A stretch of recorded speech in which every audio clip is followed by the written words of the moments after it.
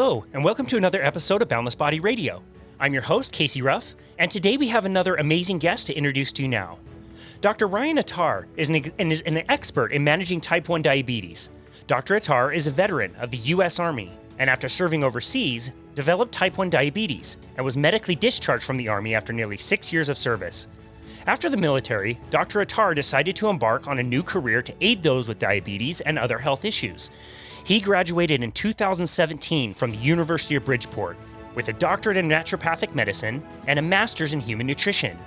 Dr. Attar has been living and thriving with diabetes for 12 years and helps his patients achieve better blood glucose, A1C, and reach their weight loss goals.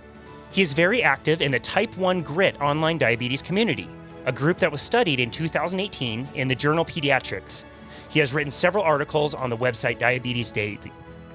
Dr. Attar is an avid traveler, having been to 75 countries, and also enjoys fitness, weightlifting, and is currently a blue belt in jiu-jitsu.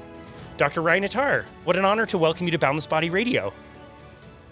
Hey, Casey. Thank you so much for having me on your podcast. And awesome to have discovered your podcast now too, because I listened to it a bit, and you do really great things. Wow. Appreciate you having me. Thank you. That really means a lot coming from you. It's kind of a way that we trick people into getting listens. If you invite people, then they tend to listen, and so we'll just keep doing that, and maybe we'll boost our listenership that way. I'm gonna share your podcast on my platform. So I think it's great. People should listen to you. Well, thank you very much. We really appreciate that, and we have been so honored to host the people that we have hosted. Just so many amazing guests who have taught us so much, and we expect the same for you. We have not taken a deep dive into type 1 diabetes, and so I am super looking forward to doing that with you today. In doing research for this podcast, I try to listen to as much of the content that people have already put out, and I was listening to a podcast that you did, I believe it was last year, maybe the year before, where during the podcast, you actually ate a ghost chili pepper. Is that right? But yeah. I grow my own chilies, and that this year I didn't have as many, but that was I guess last year, and I had 40 different types of chili peppers in my garden, and Wow. including ghost peppers. Wow. Yeah. Yeah. That experience didn't sound pleasant to me, and I will not be forcing you to eat any chilies on this show, but it was definitely entertaining to listen on that one. You'd be surprised. Ghost peppers, they are extremely, extremely hot, but it's like it goes away very quickly. So like it's a minute or two of really intense heat, and then it's manageable. Oh man, what's the hottest you've ever eaten? I have this year. I grew Carolina Reapers. I have not eaten any or tried any one of them yet, but I have Carolina Reapers, which are harder than ghost peppers. And if I do, like most of my chilies are like cayennes, and they're all like manageable heat stuff. With those like ultra hot ones, I'll take a sliver of it and have it with food. Or I have made sauces out of those too. Yeah. But, I use the really hot stuff minimally. Wow. I think you'll know what I mean when I'm asking this question, but do some of those really hot chili peppers hurt twice? I never get that. I think people associate that because a lot of times they'll have hot sauce with like junk food, and that kind of just goes through you. But I never really have that experience. Wow. Well, that's good.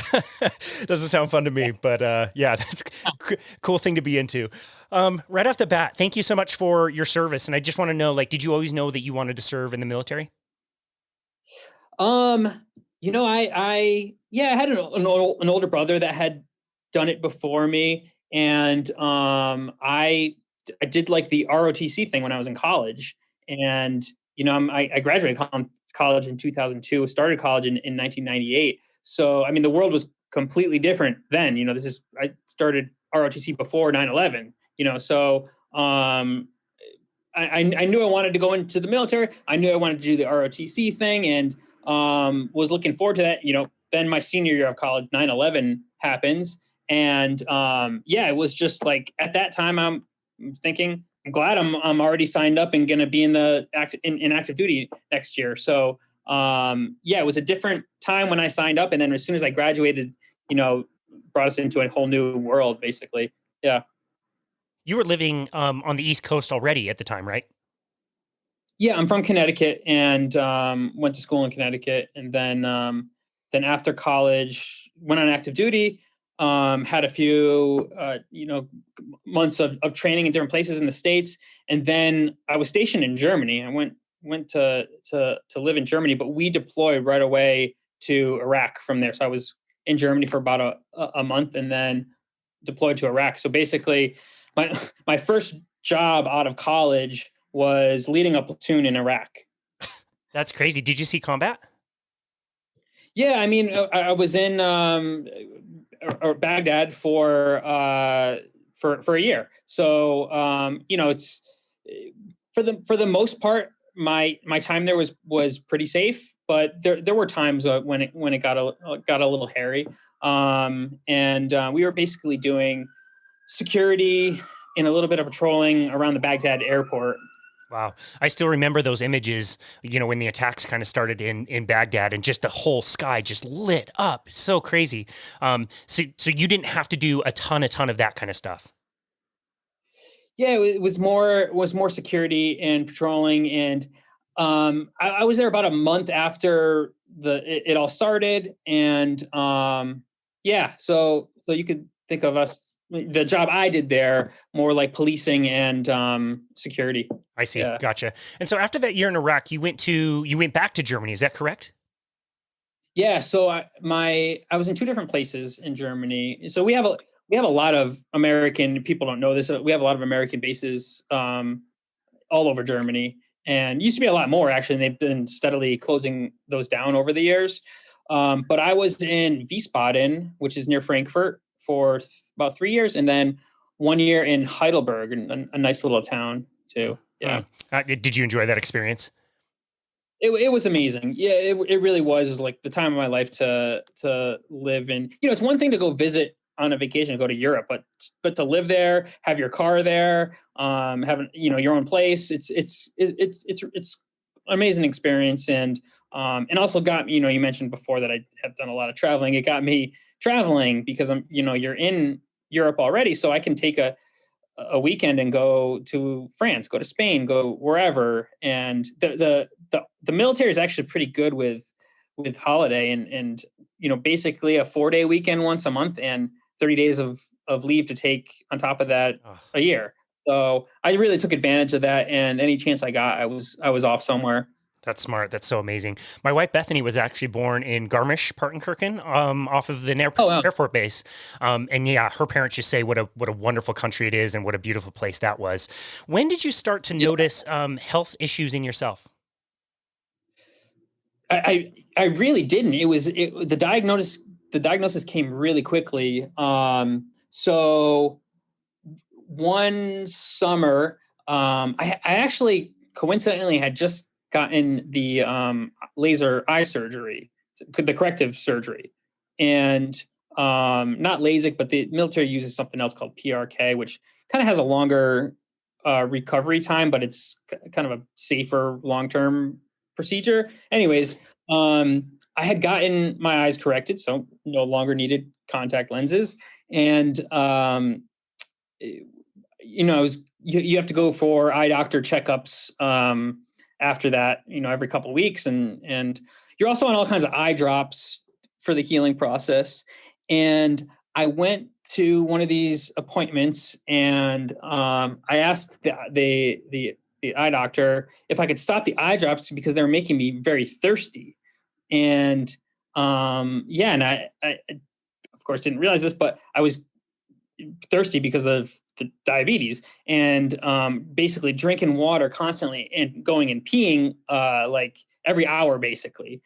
And when you're initially diagnosed with type 1 diabetes, the reason why that's happening is because you're basically starving. You're not using glucose, so your blood sugar, because you don't have insulin to move it into the cell, your blood sugar skyrockets, and your body doesn't like that. So that glucose goes through your kidneys and out through your urine. And that's actually what diabetes mellitus, the medical name for diabetes, means. It means flowing honey, in Latin or Greek.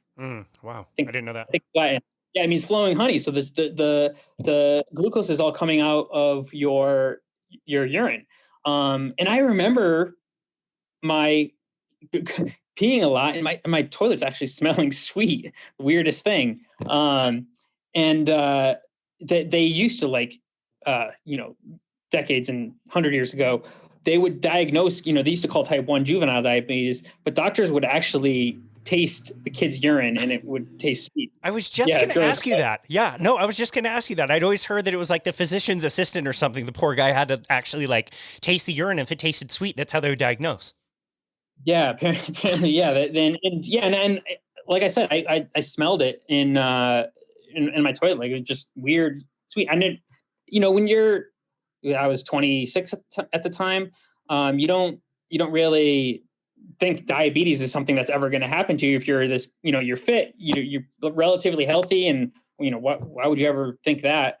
But yeah, I went to the eye doctor and told him that I was peeing and drinking a ton, and he was like, that's not right. Go get checked out at the regular clinic. I did, and they sent me. They said, yeah, it sounds like diabetes. So they sent me to the big Army hospital in Germany. There's a big American hospital called in Landstuhl, and yeah, they sent me there, and they're like, yeah, you're the type 1 diabetic.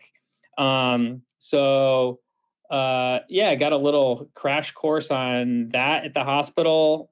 Basically count carbs, take your insulin, check your blood sugar, and that's diabetes for you, type 1 diabetes. And yeah, that's where I was, and had about a year in after that while they were medically, discharging me. So as a type 1 diabetic, you're not fit for duty, understandably too, because it's whether, you could take really good care of yourself, which I do now. But you don't want someone deployed that has to take insulin or could potentially have a low blood sugar, or, you could put yourself or your, fellow soldiers in danger. So yeah, you're not fit for duty. And I was, about a year after I was medically retired. Wow. Would you have stayed in the Army indefinitely? I was pondering what I should do. And before that, I was thinking, what I was going to do, what my next assignment was going to be. I really didn't know. I didn't have any plans to get out at that time. I was, just pondering what I would do next, where I would go. So yeah, I mean, the military is very secure. So when it comes to, a job, and what's really nice about the military is after 20 years, you can retire too. So a lot of people stick it out for that. But yeah, I didn't have any plans to get out. So yeah, most likely I was going to stay in for a full career. So yeah, so at that point then, I didn't know what I was going to do with myself. And after bouncing around a little bit, you ended up back in, college, university, training to be a naturopath. Can you explain what a naturopath is and why you decided to pursue that? Yeah, well, actually, I didn't even. It was a couple years after getting out that I did that. So I got out, and because of the diabetes, I got really obsessed with health, my own health, and just started reading whatever I could about nutrition and health and diabetes. And actually went to work with my family in Canada, in Toronto. I have family there that do scrap metal. So I was buying and selling metal and scrap metal with my family for 2 years. And meanwhile, still just kind of learning about health and stuff like that. And eventually I realized I wanted to go back to school because I was getting really good with diabetes. With my blood sugars were basically normal. And I'd go back to my doctor, and they just weren't they weren't even okay with it. They thought I was, even though my blood sugars were normal, they were thinking I was too low because I didn't look like a diabetic. I looked like a normal person. So therefore I must be low, and that's a low blood sugar is not good, even though it wasn't, it was normal. So I just kept getting more and more frustrated with my doctors, and was like, hey, I got to do this myself. So came back to the States and started doing my master's in nutrition. I said, let's be a nutritionist, and I can help other people do this diet and do good things for their health and diabetes. And then, I'm also using the GI Bill, which is a amazing benefit for being a veteran. I'm not paying for my tuition. Great. Which lets me do something like this and, explore this kind of field. So then I realized my school, I didn't even know much about what naturopathic medicine was, but my school that I was doing the nutrition degree, I had this degree and looked into it. And, you could think of it as a holistic doctor that, focuses on nutrition and natural and holistic ways and addresses the kind of root cause of health concerns and not kind of treating with medication symptomatically, which a lot of medicine unfortunately does. There's a lot of medicine that is good. Don't get me wrong. I don't like to bash medical doctors because I work with a medical doctor and I have a lot of friends that are medical doctors and a lot of them do great things, but a lot of it especially for chronic conditions is just really treating symptoms. Well, so yeah, I did. I went back to school and did that the naturopathic degree. Yeah. Well, last time my check engine light came on, I fixed it pretty easily by putting a piece of tape on the dashboard, and I couldn't see it anymore. Yes. Yeah. Pretty similar, right?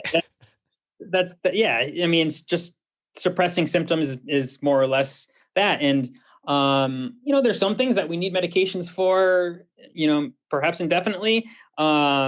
Like the insulin that I take, but there's a lot in health that can definitely be treated, especially through diet and nutrients, and that really doesn't get looked at by most doctors. Maybe this is the best place to kind of take a deep dive into type 1 diabetes, what it is, what it isn't, what makes it different from type 2. If I were in an elevator with you for, say, 30 seconds, how would you explain what type 1 diabetes actually is? Yeah, sure. Very simply, type 1 diabetes is an autoimmune disease that your own immune system destroys the cells in the pancreas that make insulin. So either type 1 makes no insulin like myself, or they're greatly, greatly reduced the amount of insulin that they make, meaning that they need exogenous insulin. They need to inject insulin to cover their food and just their basic metabolic, the basic background glucose that your body's always making. You need to inject insulin to cover that. Type 2 diabetes is basically your body becomes insulin resistant. So you don't utilize the insulin as well, and your blood sugars go high. You have a lot of other kind of metabolic issues too, like perhaps being overweight, and those folks are normally treated with medications that help with insulin sensitivity or them to produce more insulin, when they really should kind of address their diet and lifestyle to help those things. A type 2 diabetic may also use insulin too. So that can kind of confuse things when it comes with the difference between type 1 and type 2. So at some point when a type 2 diabetic's blood sugars are high for long enough, their beta cells, the cells in their pancreas that make insulin, start getting burned out. And eventually they die off slowly, but eventually they could be all of them as well. So a type 2 may eventually become insulin dependent. Interesting. Same I am. Yeah, gotcha. Okay, so we eat carbohydrates, blood glucose goes up. So in a type 1 diabetic, there's no insulin inside the body to cover that. So blood sugar runs amok. Is that correct?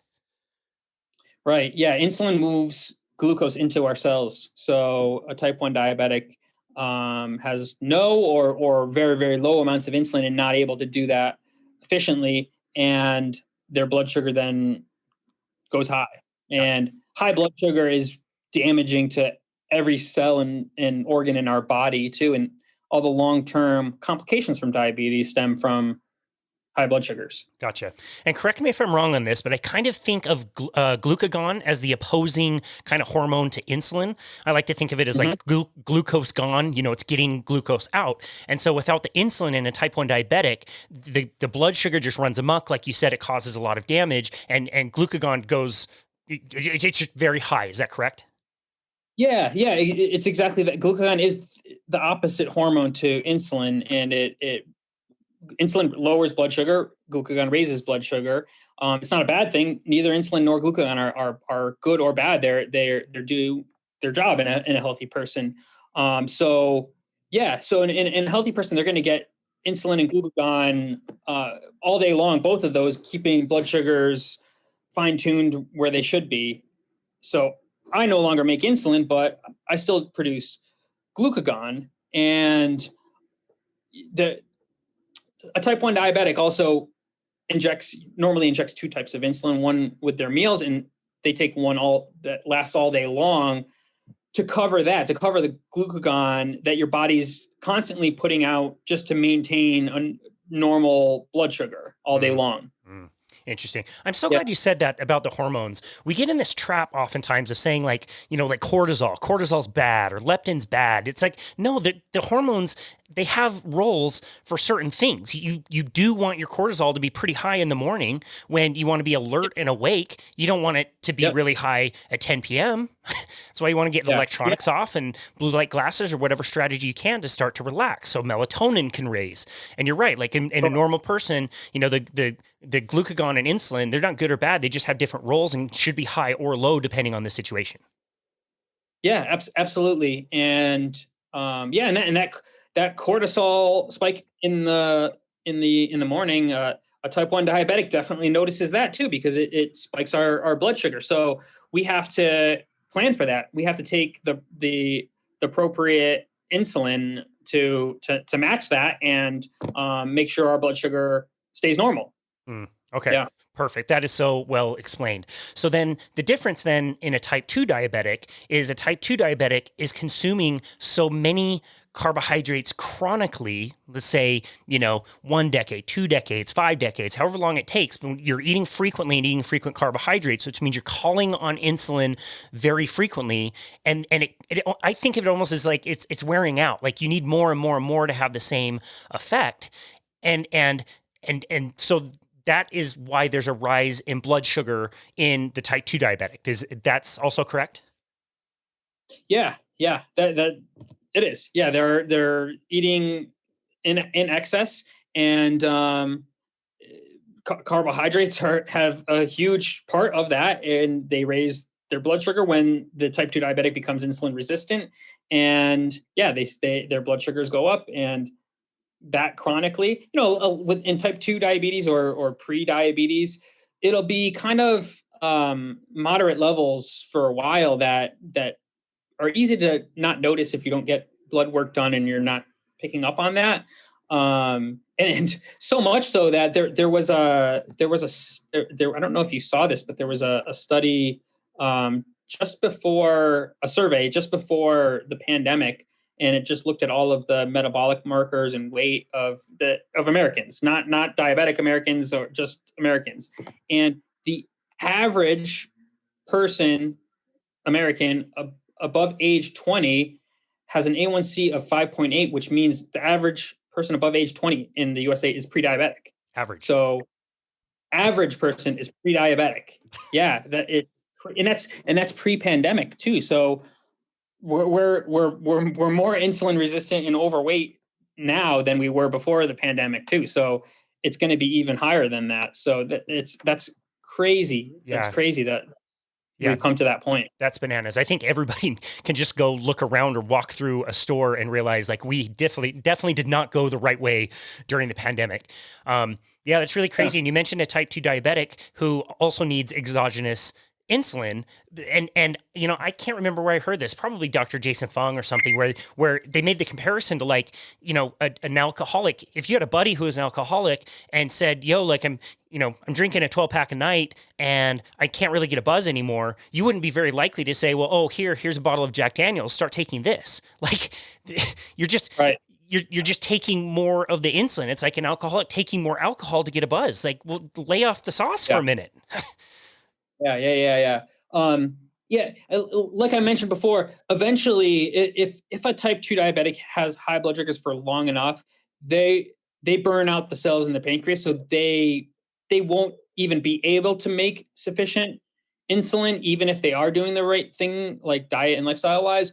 But for the most part, early on, they definitely don't need insulin and can stop this process before they destroy the cells in their pancreas that make insulin. In your opinion, should we even be calling these two things the same kind of word? Like, I know they're very much related when it comes to insulin, but they're so unrelated when it comes to lifestyle. It feels like to me we should also almost have like different names for it. Yeah, it is confusing for people to separate the two.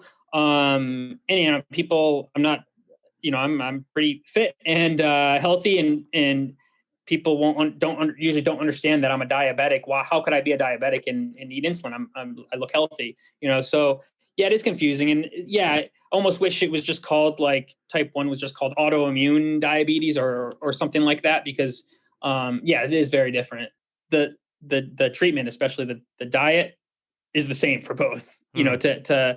To do good things for both is the same treatment. Yeah. Wow.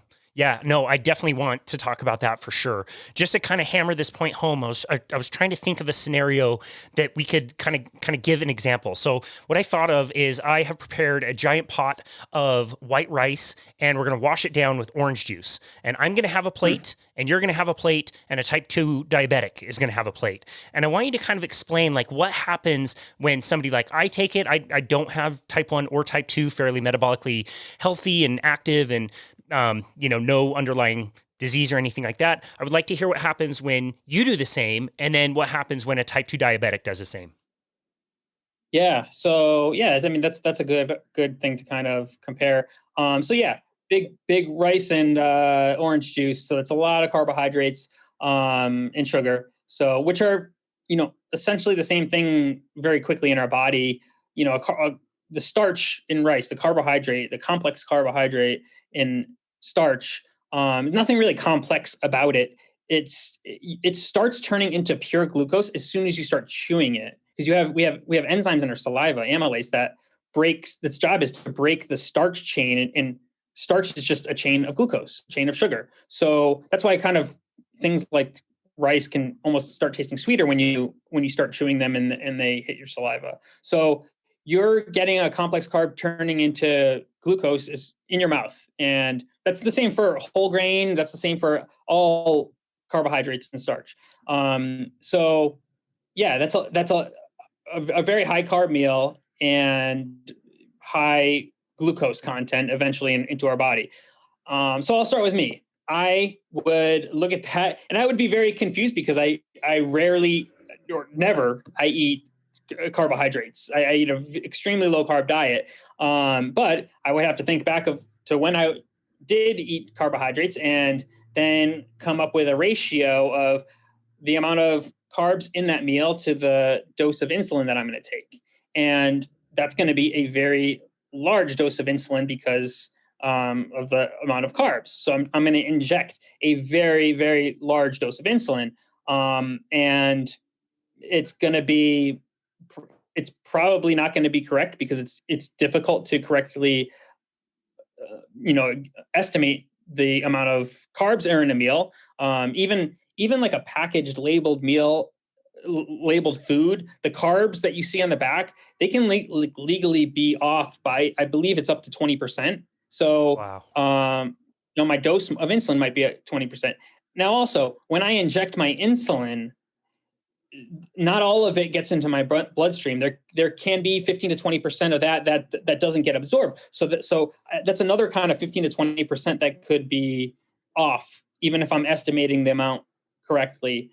And then there's also just how injected insulin works, where it's not like a pancreas. Your pancreas is putting insulin directly into your bloodstream, and you're getting like almost instant effect from that. insulin I'm injecting into my, subcutaneous tissue is absorbing not that fast. It's much, much slower. And that meanwhile, those carbohydrates in that meal are being metabolized very quickly and raising blood sugar. So it's very difficult to match up the carbs and the injected insulin when it's a high carb meal like that. So you're going to have swings in blood sugar as a type 1 diabetic, either high and probably high initially. And say you got the right dose, though, eventually it would, an hour, 2 hours, 3 hours later, it would taper off and then you'd be back to normal. But it might not have been the right dose. So it might swing initially, come down a little bit and still be hanging out with high blood sugar. Or, oops, I took too much insulin. And with these high doses, it's, easy to miscalculate and then have too much. Then I'm having a low blood sugar, and low blood sugar is you're going to get lightheaded, you're going to get dizzy, you're not going to feel good, and you have to correct with glucose after that. So that's the type 1 eating that meal, and tough to do correctly. And it doesn't even have to be this giant carb meal like that. Even a moderate carb meal, you're going to have to still factor in all of this, and good chance that there's going to be some errors in that, and you would see that in blood sugar. So the type 2 diabetic, they're going to eat that. Probably they might be on some oral medication for type 2 diabetes that makes them kind of make more insulin or metabolize the glucose better. But they are going to spike as well. And they're still making insulin. They're just not efficiently using it. So what they're going to see is a spike in blood sugar early on. And depending on how, kind of far along their type 2 diabetes is, their blood sugar will be high for a while, or it might come down in a few hours. It might just chronically be high throughout the day, or even kind of, moderately high and never come back down. So there's a lot that could happen with them. Say they're kind of mild type 2 or pre-diabetes, they would have a spike for a couple hours, and then eventually their body would have enough insulin to bring all of that down and normalize them. But meanwhile, they're having high blood sugars, which is damaging all the cells and organs in their body and potentially burning out the beta cells that make insulin themselves. Eating that meal, if you're a really healthy, insulin sensitive person, which you seem to be, you're gonna possibly see a mild blood sugar spike, which some people say is okay. I think that it's not. I don't think it's. I feel like a high carb meal, even a moderate carb meal, isn't very natural for a human being, and you're gonna, even that mild spike that your body quickly brings down, is that benign? I would say probably not. It's probably doing something not good to your body. Others might say, no, that's natural. You'll come down quick, and it doesn't have any long-term, consequences of that. But you might see a mild little spike, and then your blood sugar will be quickly back to normal where it should be. Gotcha. Man, that was so well explained. Thank you so much for taking the time to do that. We'll never find out what actually happens in me, because that sounds absolutely disgusting. Yeah, I hope we never have that exactly. meal. Yeah, exactly. I don't think any one of us wants that. So let's go back to you and some of the things that you were learning about nutrition and implementing, and your journey through medical school and how you work with people today. Sure. Yeah. So, I discovered a low carb diet, and I kind of caught onto that fairly early after my diagnosis. I believe I still had some beta cells left when I started the low carb diet. So a type 1 diabetic, like I said, it's an autoimmune condition, and the immune system destroys the cells, but it's not like an instant thing. It progresses over, a couple of years maybe. And when I initially started the low carb diet, I wasn't really needing insulin at my meals. And that's what blew me away. And I was like, why isn't anyone talking about this? I'm eating a low carb meal. I'm not taking insulin and my blood sugars are kind of staying stabilized. This is amazing. So isn't this good? But at that time, this isn't ancient history too. This is probably 2009, 2010. I'd go to my doctors and with my numbers are getting really good. And they're telling me, no, you should eat carbohydrates. Your body needs them, which isn't true. And we need to get your A1C, which is the kind of a marker for average glucose control. We need to get that up because you're too low and potentially going to have a low blood sugar, which also wasn't true. And yeah, so I was, really frustrated with them. But I just kept doing it. Eventually I found Dr. Richard Bernstein's book, who is the original guy for this, for using a low carb diet to manage diabetes. And I started following his method, which there's a lot more to managing type 1 diabetes than a diet. And there's so much more involved. And a lot of people can get discouraged with kind of dietary interventions like a low carb diet with type 1 because they don't realize that there's more to it than just the diet. And not to mean that it's not attainable and not doable, but it's just there's a lot of things that someone needs to know and how to manage blood sugars. For example, so my meals are mostly protein, but I take insulin for my meals. So why I could have a meal that's 100% protein and zero carbs, but I have to take insulin. And a lot of doctors even will say, why would you need insulin for protein? But you absolutely do. It's a very small amount. So the calculations that I was telling you about before with the high carb meal, it's nothing like that. It's very simple math and it's a very small amount. And even if I'm off slightly, it's very mildly off. And sometimes I'm still normal, even though if it's not 100% correct. So, yeah. So there's that. I forgot where you were wanting me to go with this question too. I'm on a bit of a tangent. No, you're good. That was great. I asked you like 4 different things at the same time, so don't worry about it. Gotcha. It's interesting. Yeah. I have a bit of experience with this. It was February of 2019. Somebody approached me. His name's Ryan. Shout out to Ryan. And he wanted to do a 200-mile bike ride in September. The problem was, since he was a type 1 diabetic, there's no way he could compete in that race because he would for sure get time cut. He needs to stop every 30 to 45 minutes to check everything and really do that balance of insulin and glucose. And that was an adventure, man. We were out there for 16 hours that day. I had to stop and pull over and set up little rest stations for him everywhere. At one point, his wife called me and was like, "Hey, you got to find Ryan because his blood sugar's like 60 and he's out riding around." I just got the alert, like, oh my goodness, he's gonna die. But anyway, during our training, especially in more of the off season, we were starting to implement a lower carbohydrate diet. And you're right about the swings. The swings just kind of mellowed out, and it was so much easier to make those complications. I saw how complicated they could get if he had, a big mixed meal or, ate a crappy meal. It just, everything got easier. Everything was easier to manage. It was so interesting to be able to have that experience and be able to do that with him.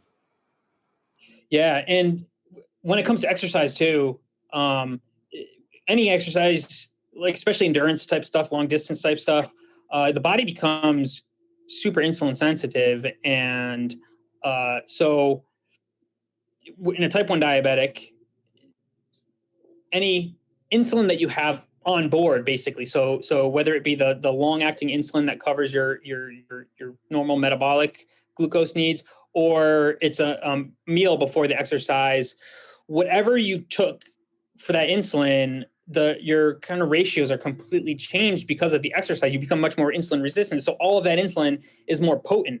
So yeah, if you're doing a long race or bike ride and you don't factor that in prior, you're going to go low. Your body's going to become super insulin sensitive. So you have way too much insulin on board. And there are a lot of I am big into fitness, but not so much the endurance stuff. But there are a lot of low carb type 1 folks out there who manage it well, and just keeping all of that, on their mind, and it can be done very well. And it would be the smartest way to manage it, just like it is managing meals this way. Yeah, sure. I don't know if they're still racing, but I remember even just a few years ago, there was an entire, professional cycling team that was all like their whole roster was type 1 diabetic. So yeah, definitely very possible. So how do you work with people today? So yeah, I'm as a naturopathic physician, my office is in Fairfield, Connecticut. I would say, as I was talking about, I originally got into this profession because I wanted to help diabetics. And I would say about half of my patients are diabetics, type 1, type 2, pre-diabetes, or, people looking for help with weight loss. The other half are kind of chronic ailments, you name it, that people are kind of frustrated with and not getting healthy and want my help. And so about half that and half the diabetes stuff. And yeah, I mean, I help people get their diet under control and other things as well. I mean, especially when it comes to blood sugars. Well, let's say in a type 2 diabetic, there's other things that are actually almost as important as diet with type 2 diabetes. And I would say the number one is probably sleep. And I can't tell you how many type 2 diabetics that I see that they actually get their diet down. They get they're exercising. If they're on meds and using oral meds, they're doing that too, but their blood sugars aren't normalizing, and it always boils down to sleep. They have insomnia, they're not sleeping enough hours, or they have sleep apnea, and which just gives you horrible sleep, and it just destroys our insulin sensitivity anytime you mess with someone's sleep. And that's a real big one. And I would, anyone listening that might have, sleep issues, the human body needs 8 hours a night. And if you're not getting that, you should look into ways to get that, because that's how you, I say this a lot, that, I'm someone that's very obsessed with diet and nutrition. I have my master's in nutrition, and I'm someone that's very obsessed with exercise and fitness too. And I do that a lot, jiu-jitsu, CrossFit. But I put sleep ahead of both diet and exercise when it comes to human health. And it's the most neglected aspect of most people's health usually. I don't think you're wrong about that, dude. It's like, it's the most like boring one to fix, I think, although I love getting more sleep. But yeah, it's almost like the diet and exercise is like more sexy and fun to kind of dial in. But I don't think you're wrong about that. I think sleep is we're increasing our awareness on how important it is, but we're probably still nowhere near understanding, the full potential of sleep and how to get more of that in our lives. Yeah. And I'm coming from a background in the military where people take pride on being able to function off of like 4 hours of sleep. Yeah. And that was probably a part of the reason why after a 20-year career in the military, people's bodies are just destroyed. Trashed. Yeah, totally. Yeah. That's a really great point. You also work with kiddos. Is that right? Yeah. I've seen quite a few diabetic kids, and I think the low carb diet is great for kids, and even optimal for kids, and they thrive, and they do really well with it. And you had mentioned the study on the type 1 grit folks that I'm a part of that follow the low carb Bernstein method. In 2018, there was a study by Harvard that in the journal Pediatrics, and there was a lot of children in the study, and everyone's doing the low carb diet, following kind of the Bernstein method. And they had amazing blood sugars in A1C, better than you would see in any other type 1 study that I've ever seen. You never see some people with such good normal numbers. But one of my favorite things about the study was the kids in the study were above average height. And normally type 1 diabetic kids are shorter. Their growth is stunted. because of the, swings in blood sugar and inadequate nutrition because of that. Wow. But these type 1 kids not only didn't have stunted growth, they were taller than their peers. And Wow. I think it just shows that I don't know if it exists out there, just a study on any just normal kids eating a like a protein focused diet, but I have no doubt that those kids would grow taller. That's And crazy. the body needs kids need sufficient calories and protein to grow. Carbohydrate doesn't have to be a part of that.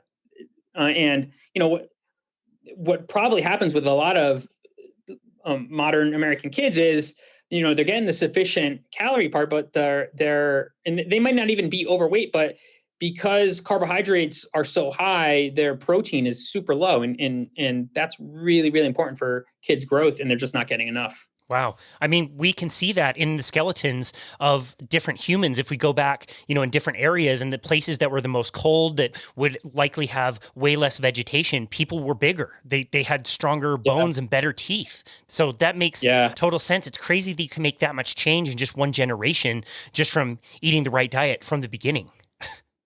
Yeah. Yeah. I have no, if someone, if a patient, a non-diabetic family were to ask me about what diet their kids should go on, protein focused, sufficient calories through the balance of the sufficient calories through fat, and keep carbs low. The kids don't need them. And we see that too with like childhood obesity is crazy high right now.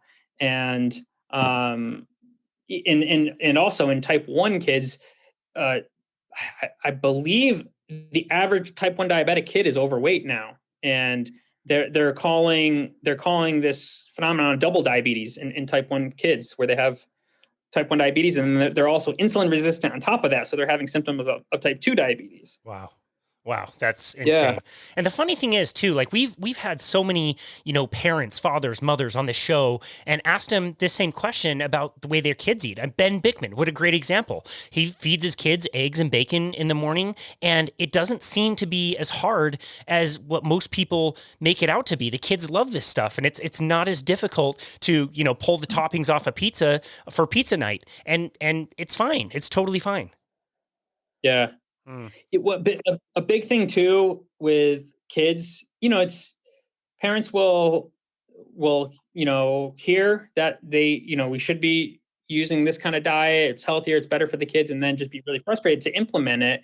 And the reason why it could get tough to implement it is because the parents probably don't implement the diet themselves. They make a special diabetic meal for their kid, and you can't do that. You have to eat this way like your kid. And if you just make it the family meal, the kids will adapt to it and just do it. If it's a special different meal for them, it's going to be so hard. And any parent that does this, their kids do great, and then they start reaping the benefits too of the diet and love it and get lean and healthy, and it's great. Yeah. Wow. Well, your practice sounds amazing. I've read the reviews on your page, and just glowing reviews. People, you can tell, are very excited to work with you. I'm curious to know, you are about to become a major movie star. Do you suppose you're going to continue practicing after you break out into Hollywood? I definitely will continue doing. I love doing this, and yeah, it's great. I love to get to help people, and like I mentioned before, I'm so lucky. I had the military to to use the GI Bill to put me through this school. I don't have any debt, and I can do what I want and help people, and it's great like that. But yeah, the documentary is coming out next month, and it's called Diabetes Solution. And I don't know if you're gonna way to have a link to the trailer on your when you post this, but Absolutely. yeah, people should check it out.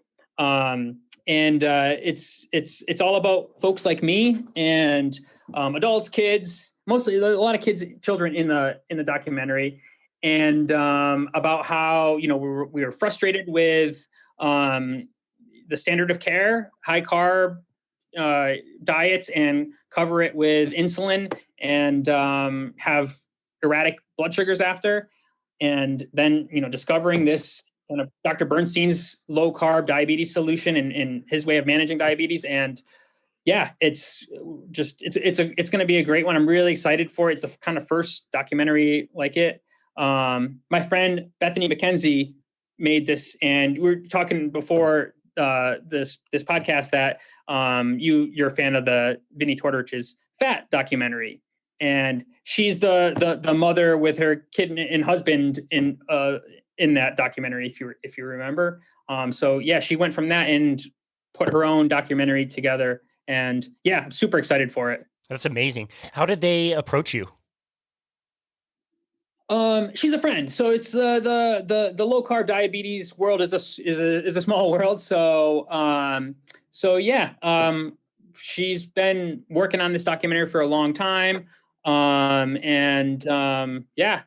she lives in South Dakota and was down in DC to film some segments for it, interview people. And then I met her down there and we did the interview, and yeah, it's awesome. Dr. Bernstein is in it himself too, and he's just a legend and awesome. So I'm glad that's in there. But yeah, it's going to be nice. It's coming out November. I'm going to get you the exact date. I think I saw November 9th, if I'm not mistaken. Yeah, that sounds right. Yeah, it's November 9th. Great. And they're trying to get people, if this is your thing, especially if you're a diabetic, they're trying to get people to pre-order it because it just kind of boosts when it does get released for everyone. But if this is something you're going to be interested in and know you're going to watch, make sure you pre-order it because it helps out when it's finally released. Yeah, for sure. We got to meet Jen Eisenhart. I met her at Low Carb Denver 2020, the weekend the world blew up, and she was premiering Fat Fiction, which was a movie that she had made. And it's really interesting, like people making movies, they put their heart and soul and a lot of money and a ton of time into. And you could tell she was just so kind and humble and just wanted to tell her story. And it cost her probably more money than, she made from it, because the whole system was based on, you could host a group of people indoors to watch a movie together. Well, that weekend, that no longer became an option at all. So I really respect people who go out and create content just for the sake of telling a story and helping people. So definitely encourage the listener to go out and check out that movie. We are going to be moving up this episode a little bit earlier than we would release it to coincide with that. So we will make sure that we link we'll link the trailer, we'll link the movie. The trailer is great. The movie looks very well done. It looks like it tells so many different people's stories, not only on the patient end, but on the doctor end. So yeah, we're very much looking forward to that. That's great. Any more content that's like that put out in the world is just fantastic. Oh man, well, this has been a really fun conversation. What is something you're looking forward to this year? What is something I'm looking forward to? I got to get back to traveling as it kind of opens up more and more. Like you mentioned before, I've been to 75 countries. I really like traveling and going places, but for the past basically pandemic, I haven't done anything, and I need to travel again. Any places on your radar that you'd like to go? Probably, it used to be for me that I always was looking for new places to go whenever I would travel. But, now I usually just like to go back to places I like. And one of my favorite places is Mexico. So probably a trip to Mexico. Nice. We went in May back to Mexico, and we went to actually the same resort that we went to before. So we can totally understand that. And it sometimes is nice to have like an option that the food's going to be great and it's just kind of safe that way. You don't have to go off the off the reservation too much. Well, again, Dr. Attar, this has been an amazing conversation. What is one simple tip that you would like to leave with the listener if you could give them something to take away from this conversation? Hey, because we mentioned it before, I'm gonna tell everyone to take care of your sleep. 8 hours a night. Find some way to get 8 hours a night, and you're gonna have so much better health because of that. Excellent. I love that. That's a great recommendation. Dr. Ryan Attar, where do you want people to go to find you and connect with you and your work? So my website, www.dietary, Dr. Attar, ATTAR.com. I'm going to be getting some kind of social media video type content going in the very, very, very near future. I'll have links to that from my website, but yeah, basically my website, and you can link from there. That's great. It's very brave of you. I don't know. You look very young, but you look older than 20 years old, 15 years old. I think that's optimal age. That's crossing the barrier for when you're going to be pretty good at social media, I would say. I'm 37 and I still don't even know how Instagram works. I struggle with it all the time. I sometimes for me as well, but I'm usually pretty good with technology and things like that. That's good. Hey, it's 2021, man. That's how people consume content. And if you're not there and showing up, people aren't going to find you. So I do think it's really important to get good at that and deliver your information in a way that's efficient. Dr. Attar, again, thank you so much for your journey, something that really knocked you off course of what you thought your life was going to be, for taking that as an opportunity to improve your health and, have a functional and healthy life, but to also share that message with others. We really appreciate you and everything you've done and for taking the time to be on our show today. Thanks for having me. Absolutely. It was an honor. And this has been another episode of Boundless Body Radio.